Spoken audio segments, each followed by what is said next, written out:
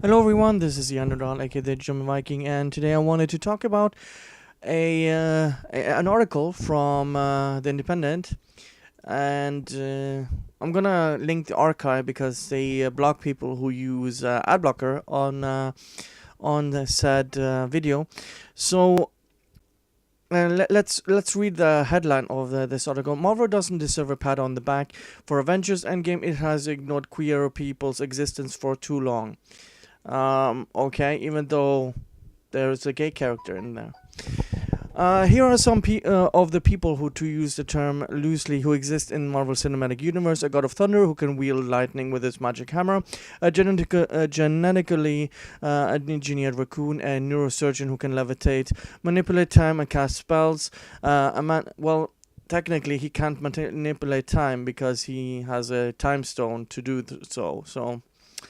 A man able to shrink to the size of an ant, a walking, talking tree, and here are the people who do not exist in Marvel Cinematic Universe: non-heterosexuals. That, it seems, is a step too far. So why do people? Why do their sexualities matter? Do you know if Rocket Raccoon is homosexual? Maybe he's asexual. Do you even know? Do you know what Groot? What sexuality he has? No? That's because you're assuming stuff now about these characters. That's what you do. LGBT plus representation has long been a sticking point for Marvel. Why? Why does sexuality even matter? First in its comics, then in its films. Though its stories of underdogs and outsiders have long appealed to queer people, have been made to feel other, the studio has pointedly refused to acknowledge their existence. How have they? I mean, they did it in Endgame.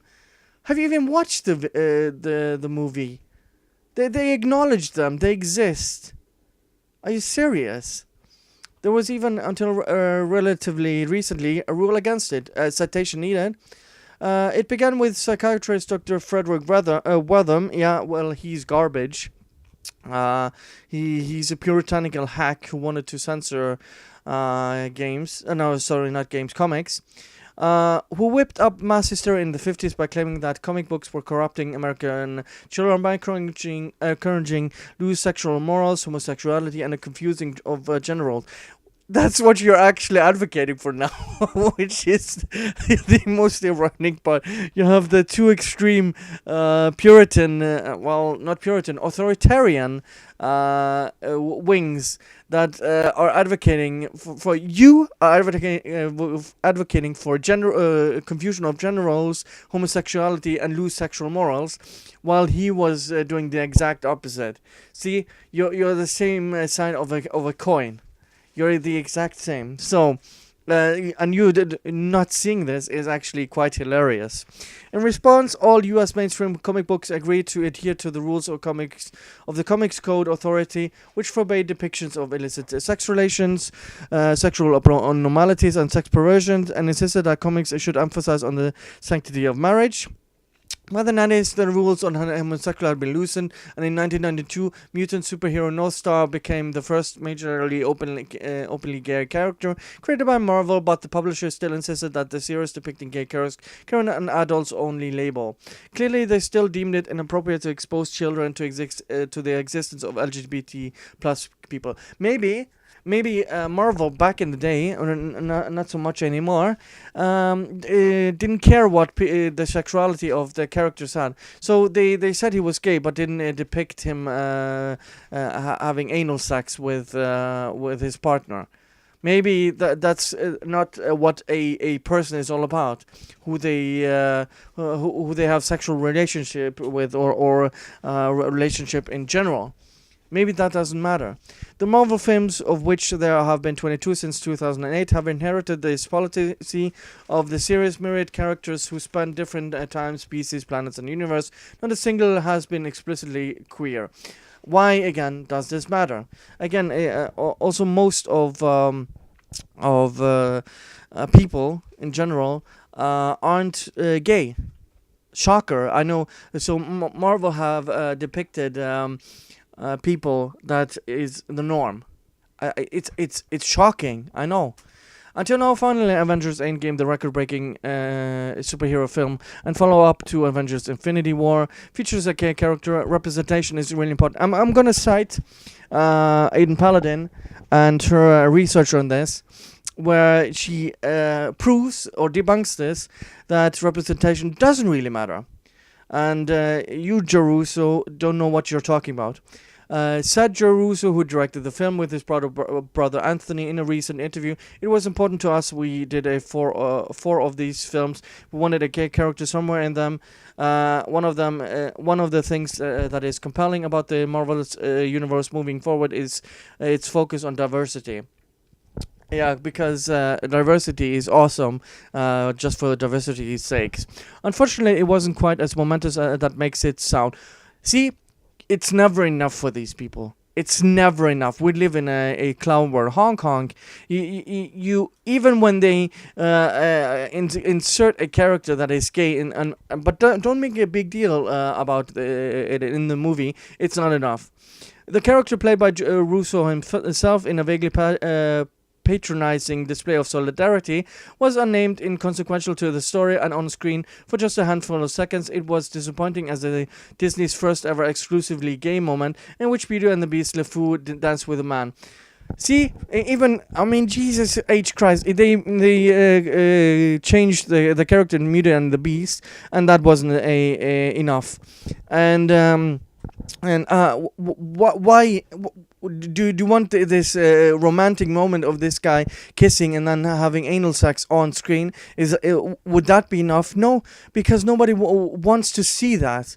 Jesus Christ. Yeah, you know, it's a vast minority of a movie-going audience that are gay. And I would say a minority of that minority wants to see that stuff on screen. Most people just want to see a good story. That's why the MCU is succeeding, because they aren't pandering. And if they pander in the future, it's going to be the death of the MCU.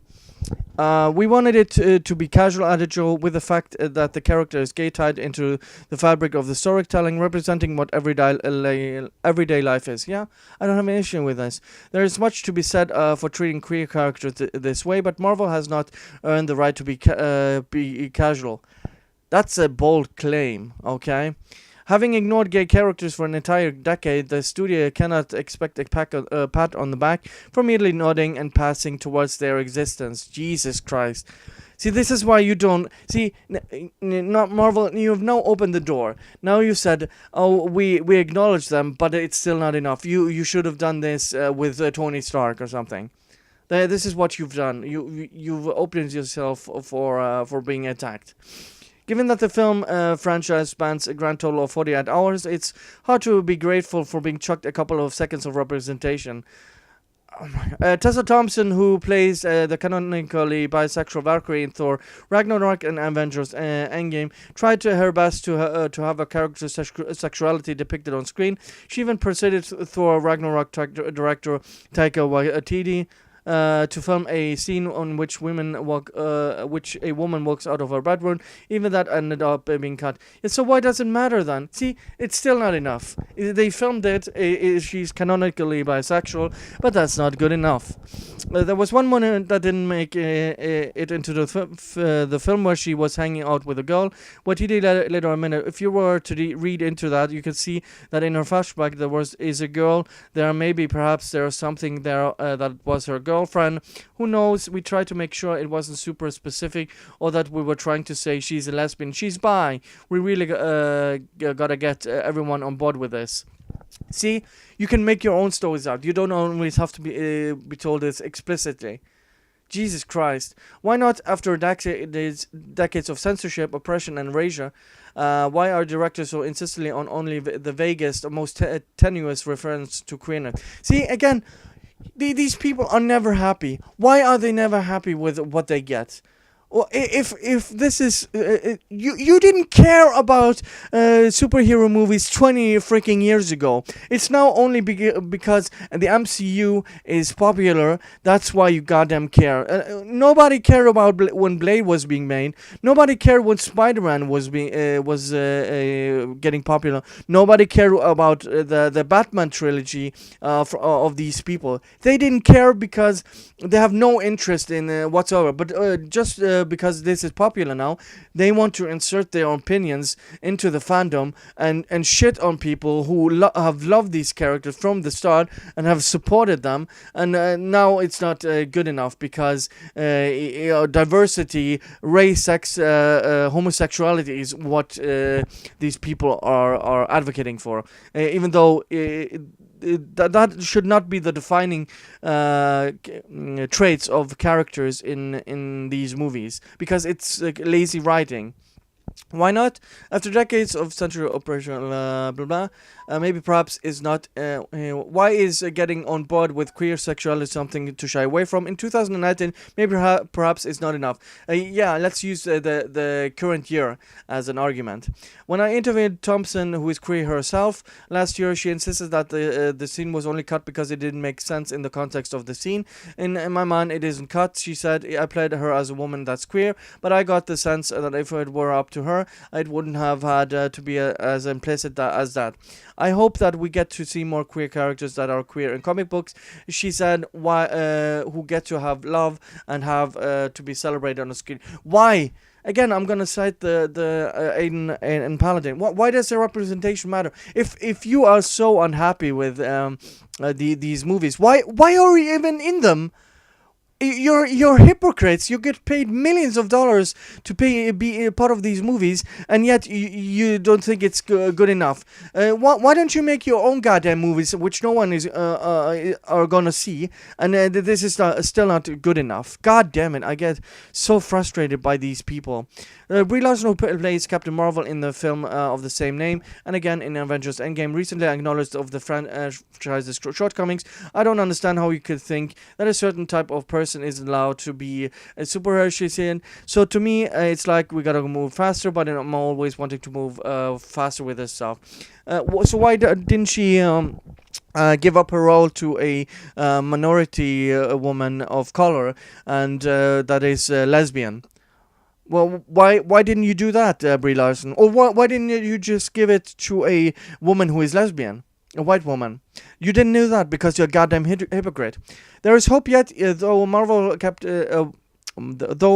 president Kevin Feige had previously given a 2025 as the date by which he hoped to introduce queer characters. There are reports that Chloe Zhao is looking to cast an openly gay lead for her forthcoming film, The Eternals. Feige, meanwhile, has since confirmed that the plans of LGBT plus characters are in the works, both ones you have seen and ones you haven't seen.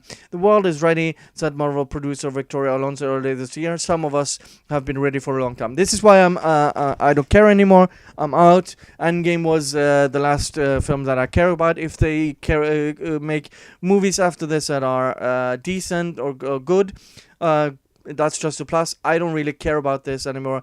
These people are out of their goddamn minds, and they don't care about the fandom. They just insert themselves and spread like a goddamn cancer and want to destroy culture and entertainment because they feel the need to push and shove it down our throats, even if people don't like this. Make good characters. If they happen to be gay, I don't really care. That's my opinion. Anyways, thank you guys for watching, and see you guys next time. Bye.